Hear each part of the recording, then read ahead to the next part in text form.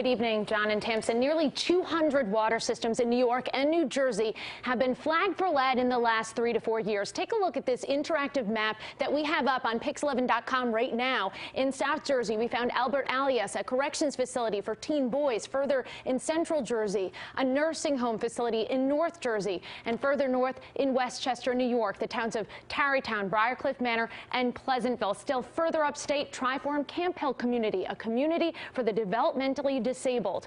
Mobile homes, parks, churches, even country clubs. Tonight we're taking you to one water system that's had lead. Doug Breslin, his girlfriend, and their 4.5-year-old granddaughter lived together in Brick, New Jersey. Brick's water system was flagged for lead in 2014. The granddaughter drinks bottled water. You know, the dogs even drink bottled water. Breslin said his granddaughter has a developmental disorder. The family did not want their granddaughter shown on camera. She's been diagnosed on the autism spectrum disorder. So our research and our knowledge of autism and dietary intake preclude us from allowing her to drink the water from the MUA, the way it's distributed. I'm not saying that that's what causes, but it's certainly an aggravator.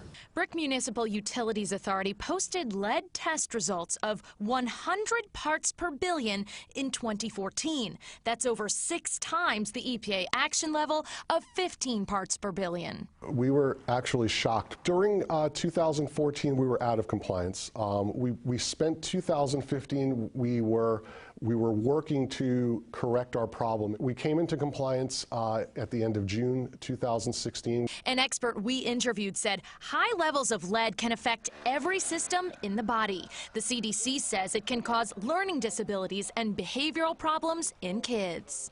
PIX11 has identified hospitals, prisons, nursing homes, schools, churches, facilities for the disabled, whole towns and water systems that span across multiple counties. In the past 6 months, we visited water systems in Mahopac, New York, in Westchester County, including in Pleasantville and Tarrytown, from mobile home parks to inner cities to middle or upper middle class communities. We found water systems with lead problems. Here's what caused the high lead levels in Brick. We found that chloride in our water source, the Matidaconk River, had doubled between 2005 and 2015 in a 10-year period. It probably was a result of something as innocuous as road salting. Once in the water system, that road salt or chloride ate away at lead solder, he said. That's the glue used to join together pipes prior to 1987. The lead that falls off can then flow right into your cup. Brick now uses a new chemical to treat the water before it gets to your tap. We're coming back with some very positive results. Brick is not unique. PIX11 spent 6 months reviewing lead and copper data from the Environmental Protection Agency, and by cross-referencing public water systems with locations to create this map, nearly 200 places in New York and New Jersey have seen levels above the EPA's safe standard in the past several years. I'm not surprised, unfortunately.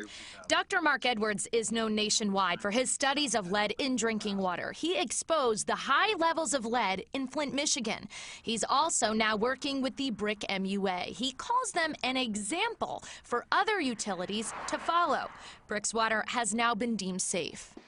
We've got a newfound appreciation of just how dangerous even lower level lead and water exposure is, and I think most people are taking it much more seriously now than they did before Flint.